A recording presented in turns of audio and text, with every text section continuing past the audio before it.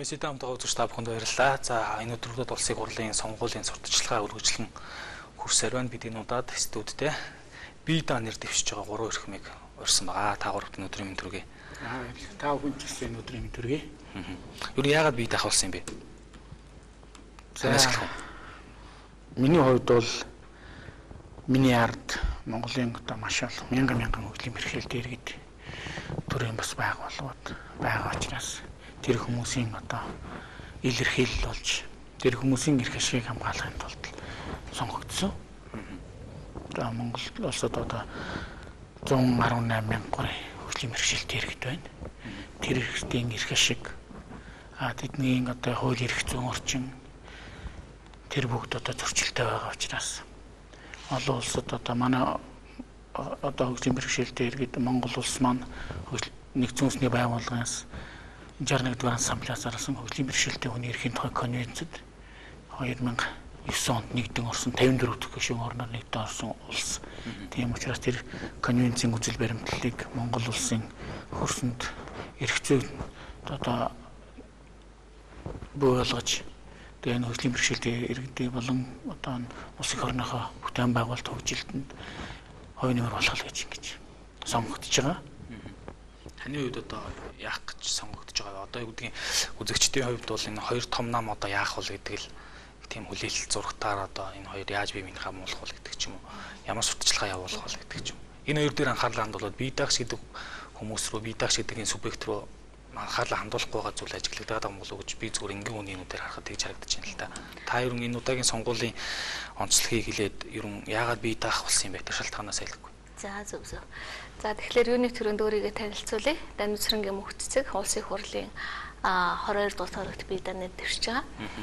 За миний хувьд бол за би ингээд одоо Монгол банкнд хуулийн мэргэжилтэй байдаг. Ингээл өөрийнхөө ажлыг хийгээл алмаа агч яхаа үргийг гүйцэтгэл яваад иж болох байсан баг л та. Гэхдээ яг ингээд улс орны хөгжил одоо ингээд хараад байхад те хийх ёстой зүйлийг хийхгүй байгаа зүйлүүд айгүй харагддаг, ажиглагддаг те. Ийм байх ёстой гэдгийг хэлээд зөвлөдөг өгөхлөөр тийм байна гэж хэлсэн хэрнээ хийдэггүй л дээ. Тийм учраас бол өөрөө улсын хурлд орё гэж зэрэг гаргаад оролцож байгаа. Одоо ингээд мөрийн хөтөлбөртөө тусгасан зүйлүүдийг бол хэрэгжүүлж бүрэн боломжтой л доо. Бие даагч нар бол альва нэг намын мөрийн хөтөлбөрт баригдах швэ. Яг Монгол улсын хөгжилд хэрэгтэй байгаа зүйлийн төлөө тэмцэх бүрэн боломж өгдөг учраас бие дааж оролцож байгаа. Таны хувьд? За миний хувьд бол Цэрэндогийн инх бат улсын хурлын 21-р тойрогт бие даанаар дэвшиж байгаа. За яагаад дэвших болсон гэхээр энэ ч бас нэг жоон түүх би ярьд юм. За нэгдүгээрт би бие даана гэдэг шийдвэр өөрөө гаргаад найз нартай танилцуулахад л маш олон намайг тэр бүм төгрөгтнөө тэр бүм төгрөг байгаа юу гэж асуусан. За энэ л жоон гайхшилт төрүүлсэн. За хоёр дахь тавьсан асуулууд ч одоо энэ хоёр намын эсрэг ингээ ганцаараа яваад тэнэггүй юм уу тийм ээ? Чи гарахгүй гэдэг ийм хоёр асуудал их тавьсан л да. Гэхдээ зөвхөн энэс би ямар дүгнэлт хийсэн бэхээр одоо өнөөдрийн нийгэмд нэг тийм хэвшмэл ойлголт бий болчихж улс төрд орохын тулд эсвэл тэр бүмтэн байх хэвээр эсвэл аливаа нэг намайг даах хэвээр өөр ямар ч гарц байхгүй. Жирийн иргэн хүн тийм ээ? Одоо жишээлбэл банкнд ажилладаг хүн, жишээл судалгаа хийдэг хүн, багш хүн тийм ээ? Одоо олон нийтийн байгууллагад ажилладаг хүн ийм хүмүүст одоо их хурлд орох ямар ч гарц боломж байхгүй байна гэдэг ийм дүгнэлтэнд хүрсэн. За энэ нэг бол би буруу гэж үзэж байна. Энэ бол маш олон залуучуудыг буруу замаар одоо түлхэж байна. Эсвэл бол ямар нэгэн аргаар мөнгөтэй болох гэж тийм ээ зүтгэх. Эсвэл ямар нэгэн аргаар нэг намыг дагаж зөвч бурууч одоо тэр намын талд ажиллах ийм буруу зам руу түлхэж байна. Тэгэхээр энүүнийг би бол эсэргүүцэж байгаа. Энийг би зөвшөөрдөг. Ийм учраас ийм бишээ. Жирийн иргэд нэрээ дэвшүүлэх хэрэгтэй үнд зүйлээрээ их хурлд гарч болно. Хийх юм хийж чадна гэдгийг үзүүлэхийн тулд нэрээ дэвшүүлж байгаа гэж ойлгож байна. Одоо жирийн сонгогчд бодож байгаа хэл та. Яагаад заавал би бие даагч сонгох ёстой юм гэж тий. Бие даагч бол их хурлд очиод ганцаараа байвал яаж тэр шийдвэр гаргаж чадах юм. Ер нь заавал яагаад бие даагч гэж асууж магадгүй л дээ. Энэ дээр та гурав юу гэж бодож байна? Ер нь бие даагч нар бол аль нэгэн намын үзэл баримтад өртдөггүй. Ардаа их олон үнийг одоо ард иргэдийг авч чадлаа хувьд одоо бүгд одоо бие даагч нар тэр хүмүүсийн эрхийн төлөө тэмцдэг учраас бас тэр бүлэг эрхдэг намын улсуудаас бас баг хүч багтай байх гэж хүмүүс ойлгох юм шиг байна. Англи бас тийм биш л дээ. Бидний хувьд бол миний хувьд гэхэд бол миний ард зорилт бүлэг маш их том бүлэг юм байна. Тэр хүмүүсийн нийгмийн асуудал, тэр хүмүүсийн эцэг их эрх, өөр хүүхд цаашид биднээс үлдэх өөр хүүхдийн төлөө юм бүтээх гэдэг байна шүү дээ. Тийм учраас бид бүхэн нэр дааж нэр дэвшиж байгаа улсууд бол бид нэр 10 дахь бүлгээрээ байх тийм сайхан боломжтой гэж бид нар үзэж байгаа. Яагаад гэвэл аль нэг намын үзэл баримтал баригдахгүйгээр чөлөөтэй үйл ажиллагаа явуулах бололцоотой л гэж үзэж байна. За энэ дээр хэлэхэд улсын хурлын дэгийн тухай хууль гэж биелдэг. Тэн дээр бол бие даагч хууль санаачилж болохгүй гэсэн зүйл байхгүй. Бие даагч санаачилсан хуулийг улсын хурал батлахгүй гэсэн зүйл байхгүй. Бие даагч хууль санаачилж болохгүй бусад гишүүдээс дарамт ирнэ гэсэн тийм зүйл ойлголт бол байхгүй л дээ. Бие даагчийн хийх ёстой гол зүйл бол өөрөө идэвхтэй байх ёстой, хуралдаа суудаг байх ёстой, хуулиа санаачлах ёстой. Мөрийн хөтөлбөртөө заасан тэр зүйлүүдийг хэрэгжүүлэхийн төлөө бид нар ч хууль санаачлах хэрэгтэй ганц субъект 3 субъектийн нэг байгаа шүү дээ.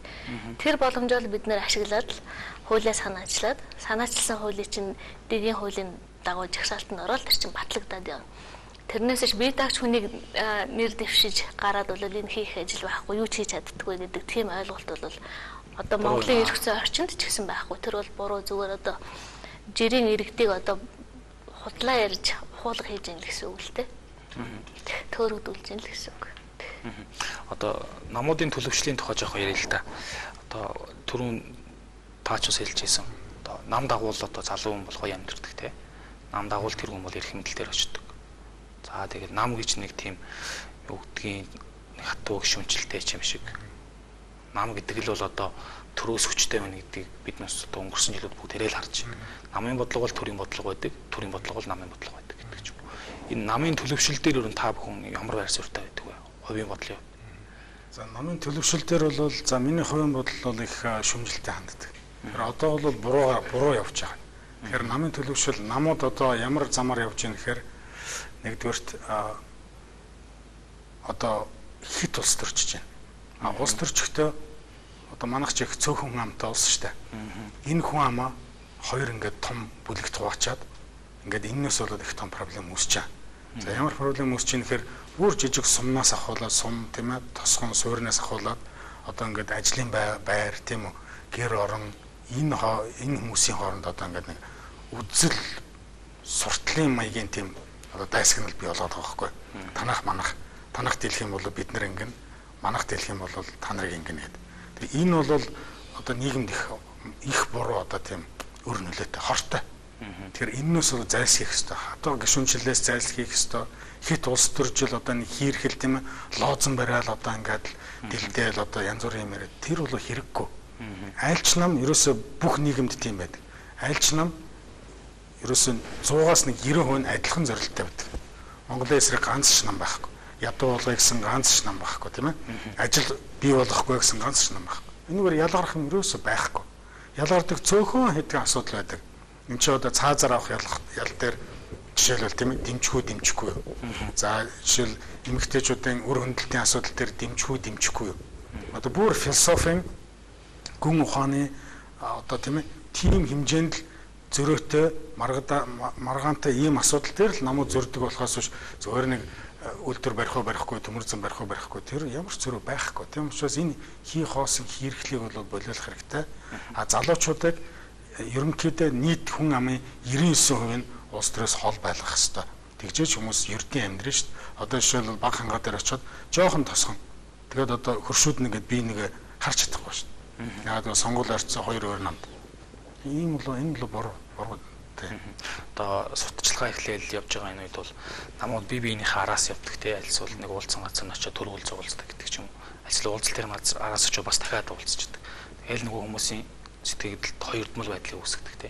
Энэ ч зүг яриад байгаа юм болов? Тэр нь ч зүг яриад байгаа юм болов? Энэ явж ич нөгөө нэг улс төрийн тэр нэг манад сонгогдохоос гадна хүн үзэл бодлоо чөлөөтэй илэрхийлэх гэдэг ч юм уу.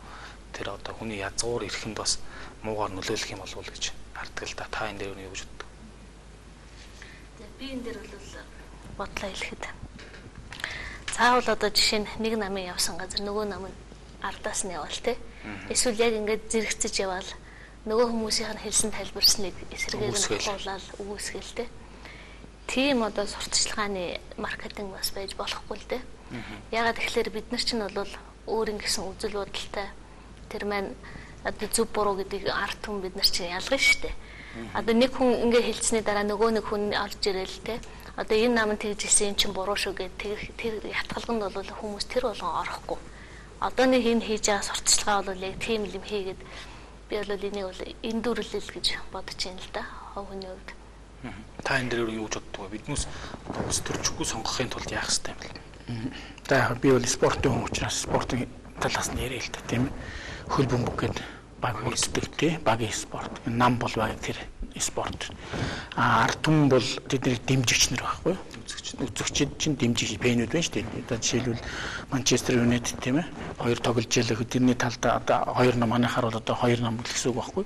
Энийний талд тоглож байгаа одоо энэ олон ард иргэд энэ хүмүүсийг одоо өөртөө татахын тулд одоо маш олон үйл ажиллагаа явуулж байгаа шүү дээ.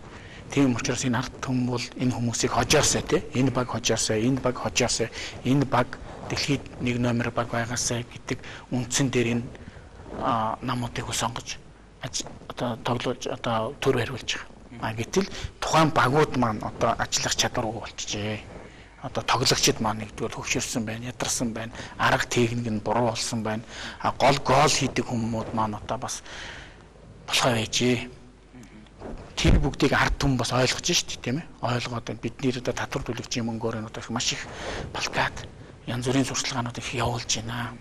Энийг одоо бас ард түмэн тал руугаа хандуулаач. Энийг мөнгийг ингэж цацхаа байлаад хэрүүл тэр сонгуульд орох гэж байгаа бол тэр сонгуулийн дүүрэгт байгаа хүмүүсийн тоог гаргаад тэр хүмүүст нь тэр плакатуудыг хуваарлаж өгөөд ижил тэгш байдалтайгаар сонгуулийг явуулж сурталчлах юм бол энэ ард түмэнд бас хүртээмжтэй сайн болно. Тэгтэл тэр олон ард түмний сэтгэлээр тоглож байгаа энэ асуудлыг бол одоо байлмаар санагдаад байгаа байхгүй юу. Тийм учраас тэр доторч маш олон төрлийн урсгалууд байгаа учраас тэр болгоныг л тэр намууд өөртөө татчих шít. Тэгжиж тэр тоглож болох гэдэг учраас энийг одоо бас нийгэм тал руугаа хардаа тэр ард иргэдийнхээ төлөө тоглолдог болооч хэл гэж хүсмээр байна л да. Одоо ингээл улс төрд орохгүй л бие дагаал ингээ явж явах тэр хамгийн түрүүнд юу мэдрэгдэж байна одоо хүмүүсээс шингийн жирийн иргэдийн хувьд бол амьдрал мэдээж одоо болохгүй олон юм байна. Ялангуяа энэ гэр ороо бол баян зүрх налахаар ярих юм бол их олон бэрхшээлтэй асуудал мэдээж хүн болсон амьдрал дээр байж л байгаа. Тэгээ яг ингээ улс төрчийнүүдээр хараад нэр бие дааж нэр дэвшиж байгаа хүнийнүүдээр харахад хамгийн түрүүнд тэрүүн за энийг ингээд өөрчлөх боломж юу байгаа юм бэ шүү гэж юу харж байна таад. Зүгээр би бол ордон ардын хурлын депутат 90 оны улсын баг хурлын гишүүн 92 он хүртэл байсан. Тэр үетэй харьцуулаад үзэхэд маш их өөрчлөгдсөн байна. За ердийн хүмүүстэй ингээд уулзж яхад л бас сэтгүүнд их өөрчлөлт орсон юм байна. За би бол сүүлийн одоо бараг 10 хоног маш их уулзалт хийж нэг олон газраар явж байна.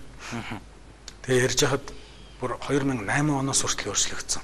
За хамгийн түрүүн ярьж байгаа нэг асуудал бид нар урд нь мөнгө нэгтгэх байсан юм а гэж байна. Одоо тийм ч юм өгөөч, ийм ч юм өгөөч гэж.